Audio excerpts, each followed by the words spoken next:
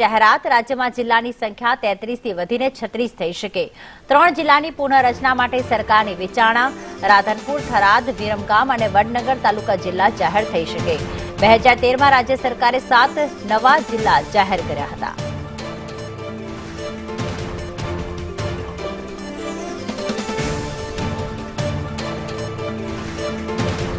હિરેન અમારી સાથે જોડાઈ ગયા છે। હિરેન, 3 જિલ્લા જે છે તે નવા જાહેર થઈ શકે છે। કયા કયા અત્યારે જે તાલુકા છે તેની જિલ્લા લેવલે લઈ જવા માટે વિચારણા ચાલી રહી છે, તેના જિલ્લા ઘોષિત થઈ શકે છે તે વિચારણા?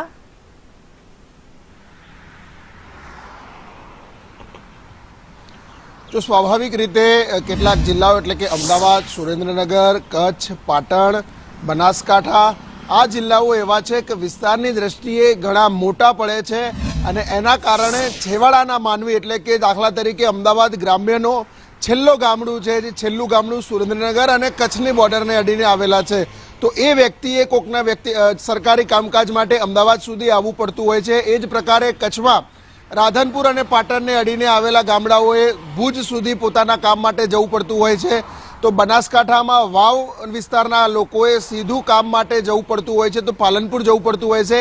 આ બધી પરિસ્થિતિને ધ્યાનમાં રાખી અને નવા જિલ્લાઓ બનાવવા માટે રાજ્ય સરકારમાં વિચારણા ચાલી રહી છે।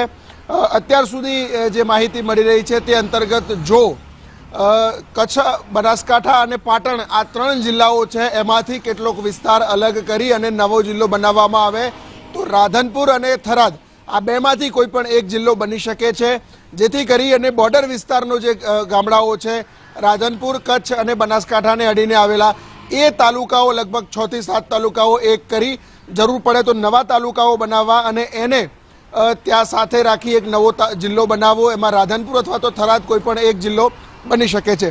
એ જ પ્રકારે વડનગરને જિલ્લો બનાવવાની ચર્ચા એક લાંબા સમયથી ચાલી રહી છે, જેમાં ગાંધીનગરના કેટલાક ગામડાઓ છે એ મહેસાણા સાથે આપવાના અને મહેસાણાના કેટલાક ગામડાઓ, સાબરકાંઠાના કેટલાક ગામડાઓ એને સાથે લઈ અને વડનગર છે અને નવો જિલ્લો બનાવવો એ પ્રકારની પણ એક ચર્ચા રાજ્ય સરકારમાં શરૂ થઈ છે।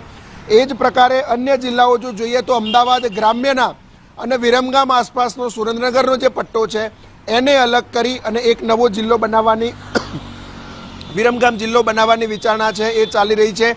આ પ્રક્રિયા સાથે આગળ જોઈએ તો એના કારણે કેટલીક નગરપાલિકાઓમાં પણ ફેરફાર કરવો પડે, તાલુકા પંચાયતોમાં પણ ફેરફાર કરવો પડે છે અને એ જ પરિસ્થિતિ જોતા 9 જેટલી